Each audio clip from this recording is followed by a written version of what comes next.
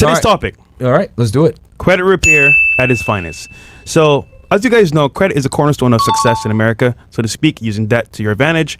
And at the same time, without credit, guys, you can't get pretty much sometimes apartments, getting a good rate for loans, or for example, getting a job sometimes, you need all that stuff for credit. Granted, though, let's say you made mistakes in the past, or you never had a score in general, you got to build that shit up from A1, which means you have to actually know what your score is. So some people are like, oh, well, what's your score? You don't know because you never checked it. So step one is going to be checking your score. Yeah. Now, obviously, you can do it for free, but people pay for it. I don't know why. But this we're going to cover how to do it for free with no cost at all. So you save 10 to 15 bucks on your credit score. Go to creditcardkarma.com or any free credit service app.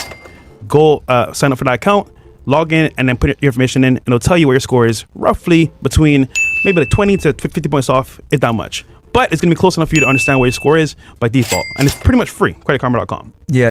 The United States of America is built on credit, man. That's what it is, okay?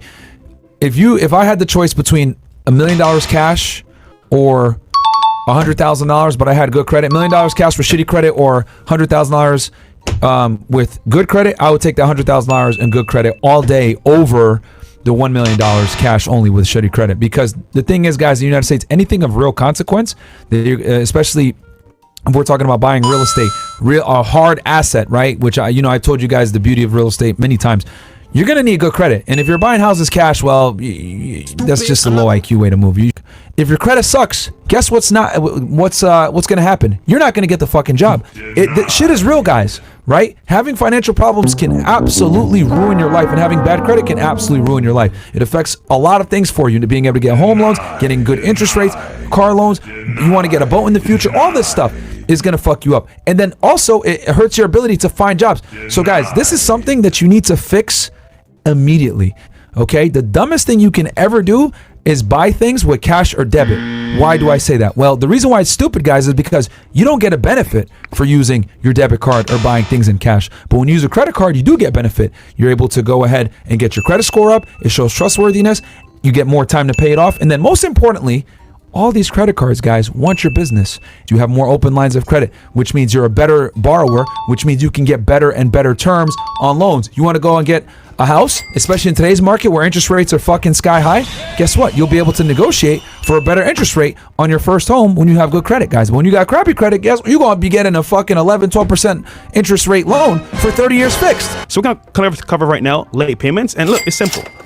Make payments on time. Myron said earlier with a credit card, pay it every single month. If you don't, you're going to be late on your payments, and it's going to affect your credit score. And actually, it lasts up to 7 years.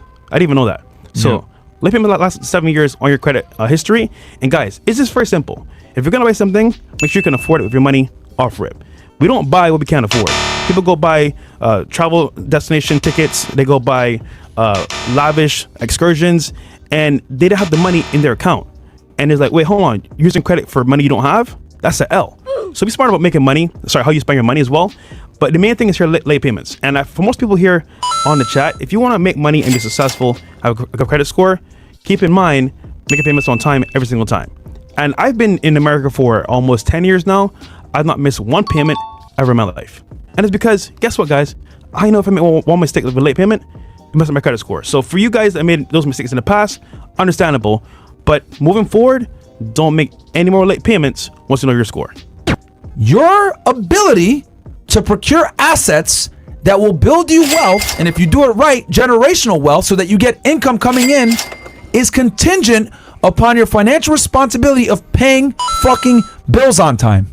Are you someone that we want to lend money to? If the answer is no, you're going to have a tough life, my friend. A really fucking tough life. Try building fucking wealth buying everything in cash. No one does that. That's how you become rich in America, guys. All right? Now, you need to have history, of course, which is why they have the history as one of the main cursors of credit. But also you need as well to have multiple credit lines open so they can see you're a good borrower, and you can also pay back on time as well with no late payments. That's going to be paramount to your success with credit. Now, granted, though, during this period of time, with the length of history as well, you need multiple accounts. So what I did was I said, okay, cool. I have a credit card now. I'm working a job. I can pay it off each and every month. I pay my gas, pay my groceries, I pay my food bills, all my other incidentals. I pay as well with my credit card. Cool. I'm getting points so I can travel as well back to Barbados' family, and I'm getting my credit score up as well. Now, What else do I need to build my credit score? I got a car. I could have paid the car off cash. A Toyota Corolla, 1992. I know, this is a really old car, but it got me from A to B. And the car was worth like $4K at the buy here, pay here.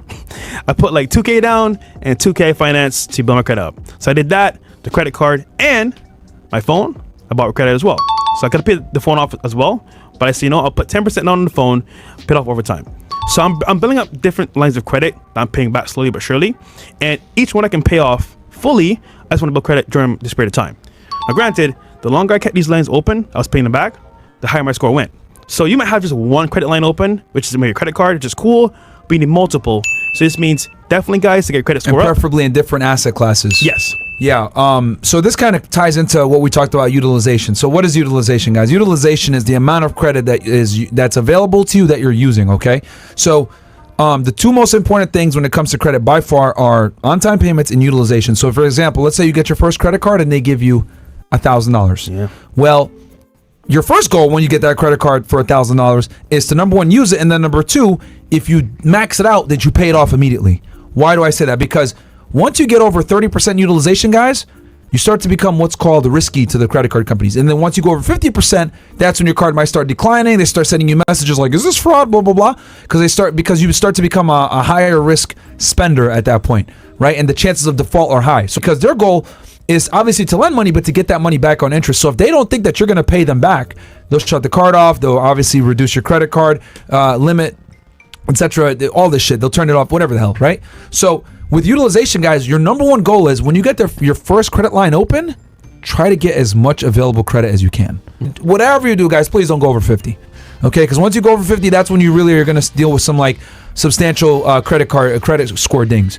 And then the way to avoid that, like I said before, is obviously keep it low and make more available credit to yourself. There's a couple ways to do this.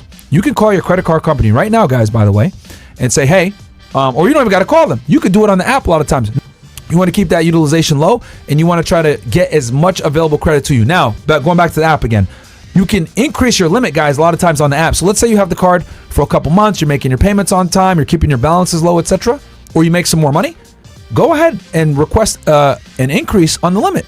That will be good for you, because what will end up happening let's say you only got $1,000 on there as a limit, say, fuck it, let me try to bring it up to $2,000.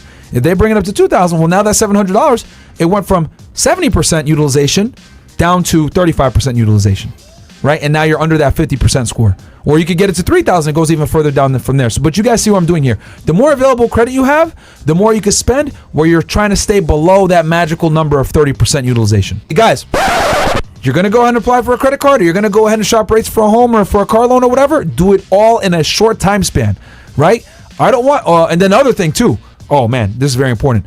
If you're going to buy a house, guys, okay, once you're under contract, they do your hard inquiry, guys, please don't do applications for any credit cards or any lines of credit until you close that deal. Furniture, don't buy nothing. Shit. Yep. Bro, I think too, a lot of you guys, like, if you're going to go buy a home, a lot of Americans make the mistake of they try to buy the biggest house they can afford. Yeah. Guys, don't do that. Because what ends up happening is if you, like, let's say you could afford $500K, right, for a house, right? They're giving you a loan, you can afford up to a $500K house. Don't go for the $500K house. Try to get the $300 to $400K house, right? Have it where you're not like maxing out your affordability on the home, because what ends up happening is you get the loan by the skin of your teeth. You try to open up another line of credit because you're an idiot and you don't understand what the fuck's going on. Or this is very common where we mentioned the furniture example because that's so common. People do that and fuck their shit up. And a lot of lenders won't tell you don't apply for any other lines of credit because they just might not. And most Americans don't understand this shit. So what ended up happening is you'll fuck up the loan and then you won't be able to close. And now you're stuck with all this furniture. Nobody tells you this before you Nobody do it. tells you that, and almost like, yeah. oh, you did that, sorry. Or you try to buy a boat, or you try to buy a car, right? Like, no, man, like, close the house first. What I always say is if you're trying to make a bunch of important, big purchases in your life in 1 year, do the house first. Yeah. Close the fucking house. Once you close the house, cool. Now you go ahead and get the furniture, all this other bullshit. And then also the other thing I really suggest when you're trying to buy a house is keep all your credit cards, because they're gonna run a hard inquiry when you apply for this loan. They want to see your monthly commitments. Yeah. To debt. Try to bring your credit cards down to zero as much as you can when you apply for that home loan, guys. Try to make it where you have very little debt, because everything is going to be based on how much you owe. I had no monthly debt, payments, bro. yeah. All the cars were paid off. Everything was paid off. All I had was to get a home loan, and that was it.